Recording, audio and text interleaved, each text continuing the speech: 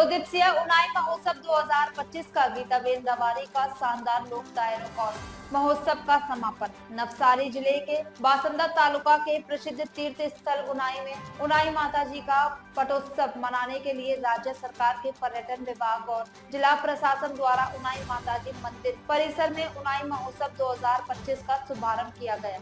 उनाई महोत्सव के दौरान दक्षिण गुजरात के लोगों और उनके आदिवासी भाई बहनों की देवी उनाई में गहरी आस्था होती है। इस ऐतिहासिक मंदिर में सांस्कृतिक विरासत को संरक्षित करने के लिए तत्कालीन मुख्यमंत्री और वर्तमान प्रधानमंत्री नरेंद्र मोदी ने उनाई माता जी की मूर्ति स्थापित की थी। 2 दिवसीय उनाई महोत्सव ऐतिहासिक धरोहर की सांस्कृतिक विरासत को संरक्षित करने के लिए गुजरात सरकार का एक सराहनीय प्रयास है। उनाई महोत्सव में श्रद्धालुओं ने गुजरात के लोकगीतों की दिव्य छटा और उनाई माता जी की आरती, महिषासुर मर्दनी का नृत्य, शिव तांडव नृत्य और लोक गायिका गीताबेन रवारी और कमलेश प्रजापति की हास्य व्यंग का आनंद लिया। इस अवसर पर उनाई मंदिर के भक्तों और वलसाड डांग सांसद धवल पटेल विशेष रूप से उपस्थित रहे और सतवानी का आनंद लिया। और सांसद धवल पटेल ने कहा कि उनाई मंदिर के विकास के लिए राज्य सरकार और केंद्र सरकार से जितना संभव हो सकेगा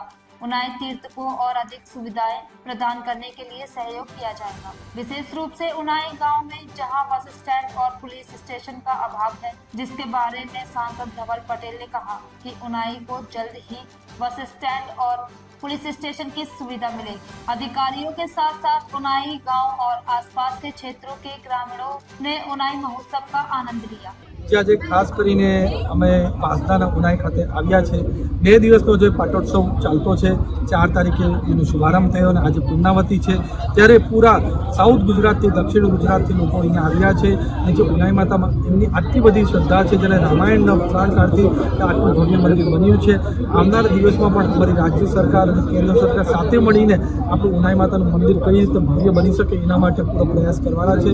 એની સાથે જ અહીંયા પ્રવાસન ધામ પણ સરસ રીતે કઈ રીતે થઈ શકે, લોકોની સુવિધામાં કઈ રીતે અમે વધારો કરી શકીએ એમાં પૂરેપૂરો પ્રયાસ અમારી રાજ્ય સરકાર અને કેન્દ્ર સરકાર મળીને કરશે। ખાસ કરીને બસ સ્ટોપ અને ટ્રેનની જે સ્ટેશન છે એના માટે શું જી, ખાસ કરીને જે અહીંયા બસ સ્ટોપની જરૂર છે એના માટે મેં હમણાં જ જાહેરાત અમારા સ્ટેજ પરથી પણ કરી છે કે ભવ્ય બસ સ્ટોપ અહીંયા મળી રહે અને જે યાત્રાળુ છે એમને સુવિધા મળે એના માટે પૂરો પ્રયાસ કરવાના છે। એની સાથે જે આપણું દિલ્હી મોરા વઘઈનું નેરો ગેજની જે ટ્રેન છે એના માટે પણ મેં સંસદમાં આના માટે પ્રશ્ન પૂછ્યો હતો અને એના પછી લેખિત પણ પ્રશ્ન પૂછ્યો હતો, તો મને ઉત્તરમાં અમારી કેન્દ્ર સરકારે કીધું છે કે આ એનું આધુનિકરણ આપણે દિલ્હી મોરા વઘઈનું કરશે, એનું ટ્રેનોનું પણ આધુનિકરણ કરશે।